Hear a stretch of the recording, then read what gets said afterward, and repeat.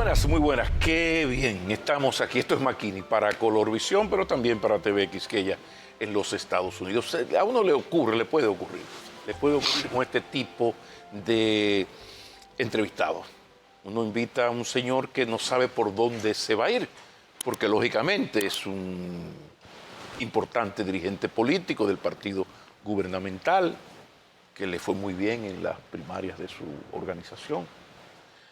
Ya eso da para muchos, para una sola entrevista, pero cuidado, también un abogado académico con una experiencia en la parte académica, autor de varios libros, el más reciente sobre la transición electoral 1966-1996, primer tomo, que habrá que sacar, no sé cómo, porque es menos de una hora el tiempo que tenemos, pero tenemos que hablar un poco de este libro por el aporte que representa en un momento donde el interés nacional es en subir un poco el nivel del debate, de pasar del insulto a los argumentos, y aquí hay argumentos y posiciones.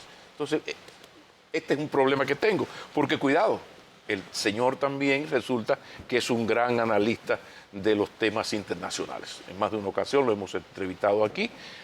De Venezuela, es decir, que con él podríamos hacer también otro programa sobre el caso Maduro en Venezuela y este fraude y toda esta tolvanera que está atormentando a América Latina y específicamente al pueblo de Venezuela. Vaya qué cosa, porque resulta que para colmo, el señor el jueves fue ya juramentado, el presidente del Consejo del Instituto Dominicano de las Telecomunicaciones, de Indotel.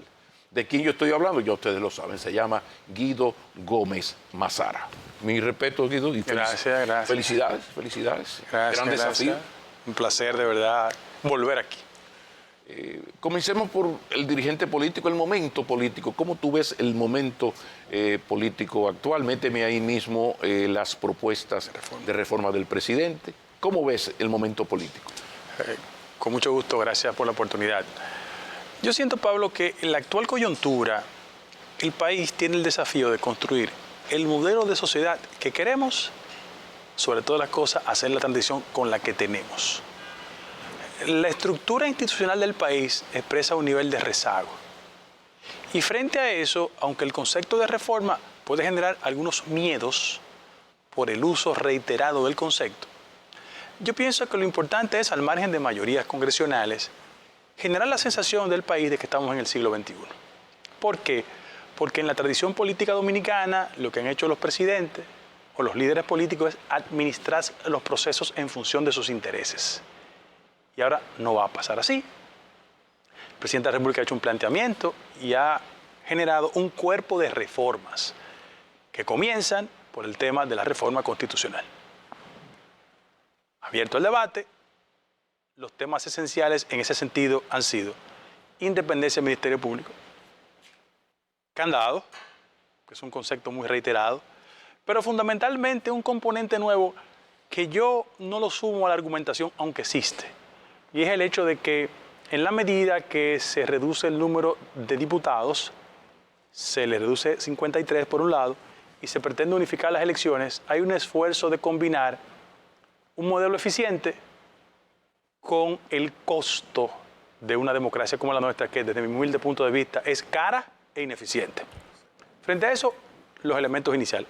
Pienso yo que cuando tú sumas la reforma laboral, que está pendiente, la fiscal, que es la que va a tener más impacto en la sociedad, el tema eléctrico, que es un gran dolor de cabeza, tú poner 1.500 millones de dólares, girar del presupuesto nacional del sector eléctrico cuando hay un sector que es evidentemente ineficiente, y los temas sociales en términos de pensiones, que es un régimen que, aunque se inició con la Ley de Seguridad Social, es evidente que tiene algún tipo de dificultades.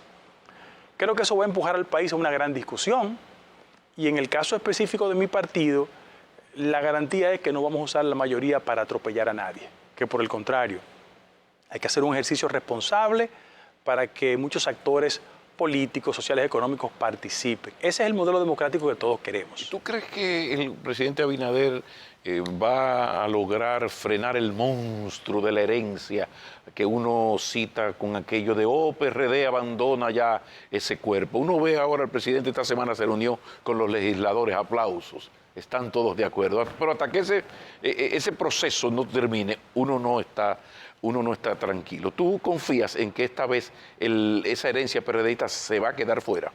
Los precedentes recientes demuestran que nosotros no queremos seguir tropezando 20 veces con la misma piedra. Vino un proceso interno, resultados, la racionalidad se impuso sobre la pasión, con beneficios electorales, mantuvimos el poder, pero una jurisprudencia anterior de dos figuras que compitieron, uno se sumó automáticamente al otro y eso garantizó una victoria en el 20. ¿Cómo te fue a ti en la campaña? ¿Las áreas que te asignaron? Sí, nosotros las ganamos todas. Yo era responsable del Cibao Central. Cibao Central. Moca, Salcedo, Cotuí, Bonao y La Vega. Y La Vega. Esa era mi responsabilidad. Y pienso que contrario a otras experiencias donde gente entendió que quería su Congreso, esta es una gran oportunidad para demostrar que nosotros no solo somos diferentes en el discurso, sino en la práctica. Y el mismo hecho que desde las instancias del Poder Ejecutivo se quiera restringir el poder en pleno ejercicio del poder, es un acto de civilización. Porque cuando tú dices, por ejemplo, bueno, queremos un Ministerio Público auténticamente independiente. Lo que hemos tenido estos 4 años es una cabeza del Ministerio Público independiente. Pero en el orden financiero el Ministerio Público no es independiente. En ese mismo tenor. O sea que tú no compartes la posición del profesor Fernández, que yo sé que es un tema que tú has dialogado en el pasado, sí. Has conversado con él. Ahí no están de acuerdo. No estoy de acuerdo. Yo creo que la clase política en términos generales ha querido administrar el sentido del Ministerio Público. Y cuando ha hecho reformas, la hace con interés acomodaticio. Yo invito a cualquier persona que haga una lectura de los procuradores en los últimos 20 años. Todos han sido activistas políticos, menos doña Miriam. En ese mismo orden, ¿cuáles deben ser las características de un próximo procurador o procuradora? Que no haya militado en los últimos 10 años en ningún partido político. Que en ese mismo tenor, yo pienso que eso hay que reiterarlo, que los ciclos de duración de la jefatura del Ministerio Público no coincidan con los ciclos políticos y que el carácter de inamovilidad solo sea por 2 años.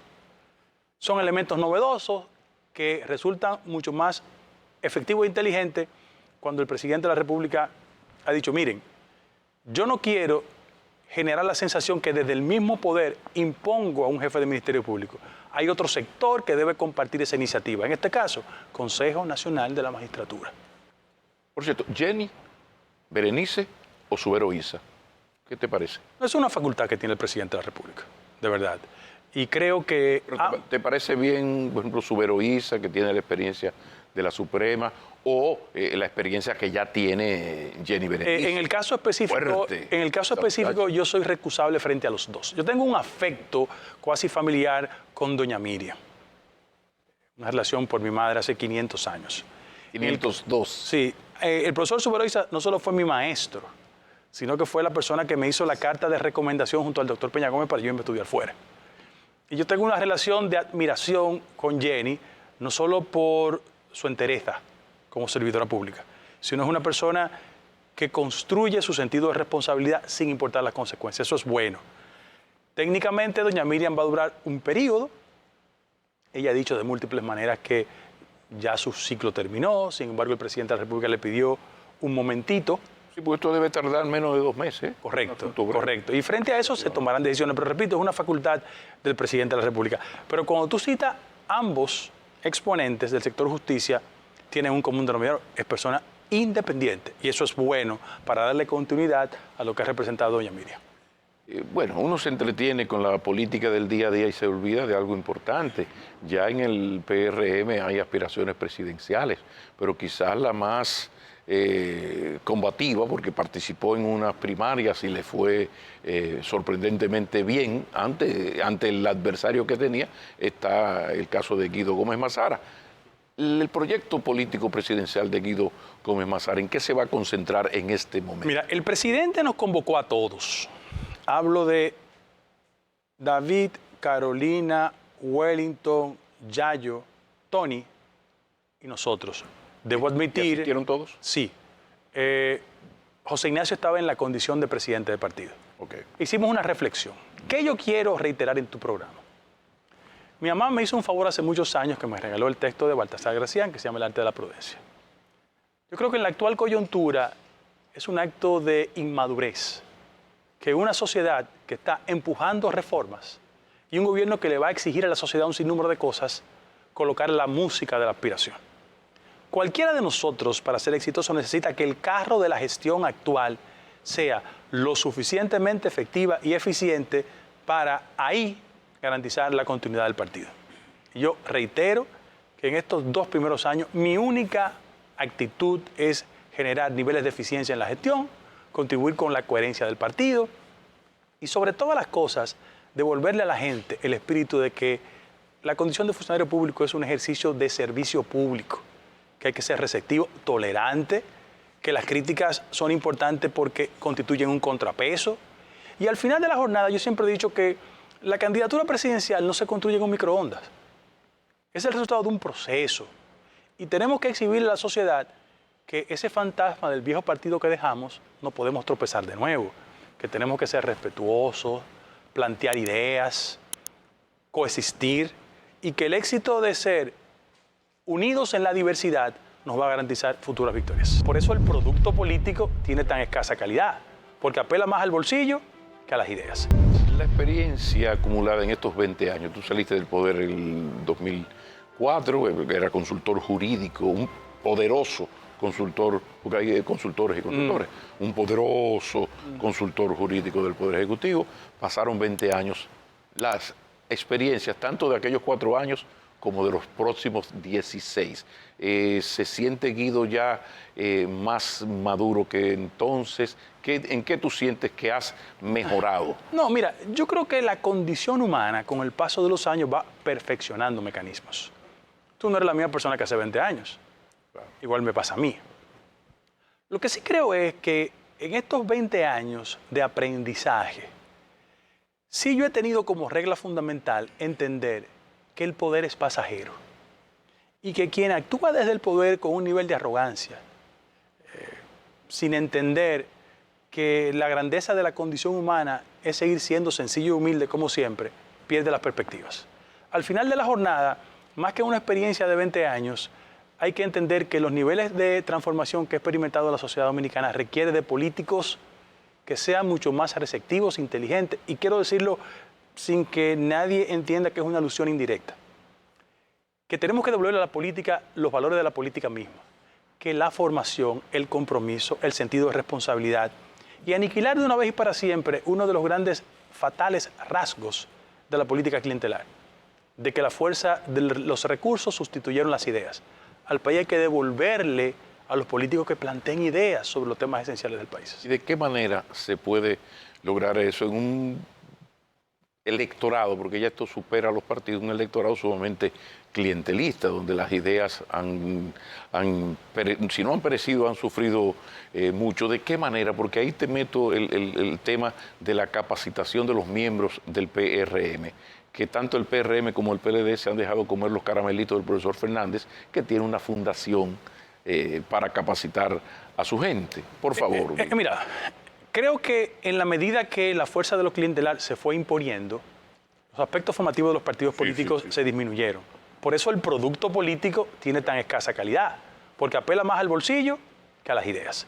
Sin embargo, la población tiene el nivel de inteligencia de ponerle un techo a esos políticos. Doy 2 ejemplos para que lo lean. ¿Qué era Gonzalo? Gonzalo era una expresión estrictamente clientelar en un partido que su fundador siempre priorizó las ideas. Y cuando llegó el deterioro conceptual en el partido, el producto que colocaron fue Gonzalo. Bueno, la sociedad le dijo, no, espérate, porque sobre los temas esenciales no tenía dominio. Miguel Vargas. No creas que tengo nada en contra de él, de verdad. Lo que sí yo sostengo es que el partido histórico del doctor Peña Gómez y el partido que Hugo Tolentino, Ibelice, Doña Milagro, Amaury Justo, Franklin J. Franco, le dieron un barniz ideológico. Cuando ese partido en el 2007 apostó al que tenía dinero y no la que podía preservar lo histórico, llegó el fracaso. Conclusión, es verdad que el clientelismo tiene resultados, pero tiene un techo, porque la sociedad, sin importar el lugar en que tú estés colocado en la pirámide social, quiere políticos que tengan ideas fundamentales. Mira, la tragedia de mi generación, de verdad, es promover políticos que piensen con faltas ortográficas. Es una tragedia para este país.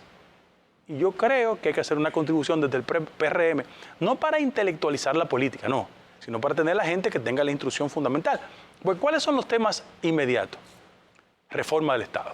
O sea, si tú sientas ahí a un aspirante a un puesto fundamental, pregúntale sobre estabilidad macroeconómica, calidad en el gasto, inversión extranjera, relaciones en Haití. Y eso implica un nivel de formación indispensable. Claro. Pero no es el caso local. Tú sigues mucho política europea. Es un deleite para cualquier ciudadano ver a la gente del PP y el PSOE discutiendo sobre aspectos fundamentales.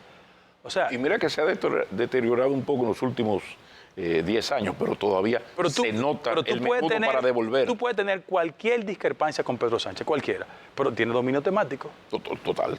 Tú puedes discrepar lo que tú quieras. Por ejemplo, cuando estaba en el punto más alto de su lucidez, de Biden. Pero Biden tiene ideas. Entonces, tú vas, Claudia Sheinbaum, en México. Es decir, sí. Y yo le quiero, usted puede pensar lo que usted quiera de Petro, pero cuando usted ve los debates fundamentales en la política colombiana, te darás cuenta que hay sustancia. Entonces, a la política hay que devolverle esa esencia. Tú puedes decir lo que tú quieras de Peña, Bosch y Balaguer, pero le daban consistencia a la política dominicana. Veo que lo resaltas mucho y me llamó la atención que hay un trato muy respetuoso a la figura del doctor Balaguer. Ahí un poco el académico tuvo que superar al ser humano. Claro, porque mira lo que pasa. Los dominicanos hemos asumido todos los ámbitos de la vida con una dosis de pasión que nos aleja de la objetividad.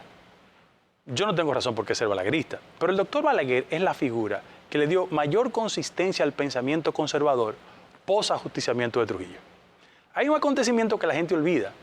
Las elecciones del 62 fueron contra Viriato y Juan Bosch, no Balaguer.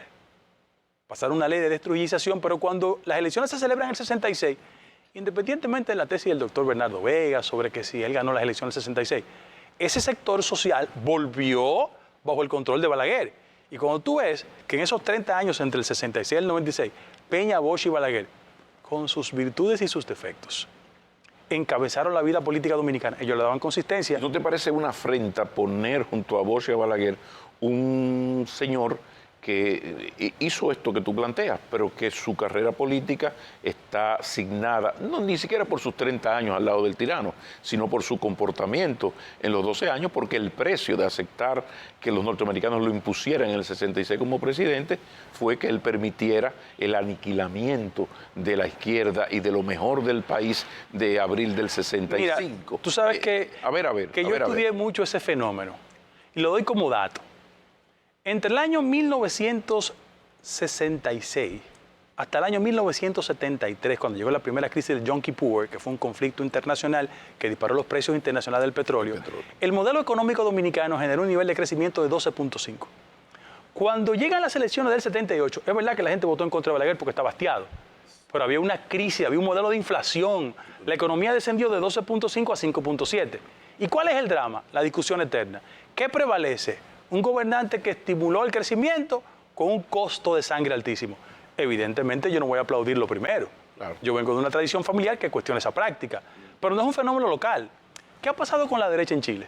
Cada vez que tú le dices, no, que el pinochetismo hizo aquello y lo otro. No, ellos hablan de sus logros económicos. Entonces, Joaquín Balaguer, quien nunca será mi referente, y creo que respecto de Bosch y de Peña, la comparación solo es un ejercicio del control absoluto que tuvo sobre los procesos políticos por 30 años. Debo decir que en el caso específico del doctor Balaguer, fíjate que cuando él hace la mutación hacia cerrar el paso a Peña en el 96, eso provoca que el PLD, para ganarse esa base electoral, haya hecho un modelo de transformación de sus criterios originales. El Partido de la Liberación Nacional, que así fue originalmente, o llamado Liberación Dominicana, sí, para ganar esa base electoral se tornó pragmático, a tal punto de que su líder coyuntural en ese momento dijo en un momento lo siguiente: yo soy vinchista y bochista, que era un argumento que en gran medida buscaba justificar esa franja conservadora que asumió post-96 a Leonel Fernández y al PLD. Pero quizás si tú haces también referencia a estas cosas, hay que destacar elementos fundamentales. Y es, por ejemplo, el PRD llega al poder en el 78, en alguna manera dejando de ser el PRD. Claro. Y tú recuerdas la crítica de Peña, aquello de la asistencia. Entonces el costo que pagó el PRD para que los norteamericanos le ayudaran al fin, porque siempre había ganado, al fin a que pasara al Palacio Nacional, fue dejar de ser el PRD. Esto se reproduce, vuelvo al PLD, que lo acabas de mencionar. No, todos lo hacen. O sea, el PLD deja de ser el PLD y se convierte en el hijo protegido por Balaguer para mejorar su imagen ante la historia, que lo logró. Balaguer con ese pacto logró, pero el PLD ahí comenzó, es lo que yo llamo en mi libro de el precio de vencer, ¿no? Y anteriormente está el caso de Balaguer, que Balaguer salió muy bien en términos éticos del trujillismo, pero cuando llega en el 66, pues vino la sangre. Lo que pasa es que entre el año 1966 y 96, todos los procesos de éxito electoral obligaron a los partidos a hacer un ayornamiento, un acomodo. En el año 66, por ejemplo, Balaguer era, desde el punto de vista de los intereses norteamericanos, el mal menor frente a un liberal progresista como Juan Bosch, que no era marxista.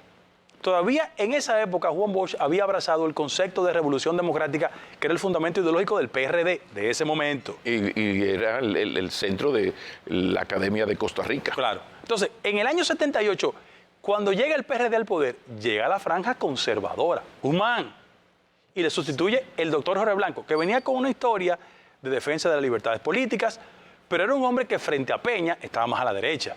No, y de esa oligarquía tradicional. Y en el 96, cuando el doctor Fernández llega a la presidencia, el PLD tiene que moverse hacia los sectores conservadores porque su base social le garantizó victorias. Bueno, aquel drama terrible de un presidente frenando a su fiscal, porque como se le ocurre a Guillermo Moreno fiscal, enfrentar al doctor Balaguer, que ha convertido a ese partido en partido de gobierno. Entonces ahí el PLD tuvo que actuar y pagar el favor, decir, no, Guillermo. Es el dilema de los partidos políticos cuando llegan al poder, que una dosis de pragmatismo le hace victorioso, pero pierden su sustento y base social. ¿Tú sabes cuál es el desafío del PRM en la actual coyuntura? Demostrar que nuestra base social se siente identificada con las políticas públicas fundamentales y no provocar la clásica desazón en segmentos importantes de la población que apuestan a una victoria y después sienten que hay un defraude. Yo supe que el pollo tenía pechuga después de viejo, porque en casa era ali cocote como prioridad.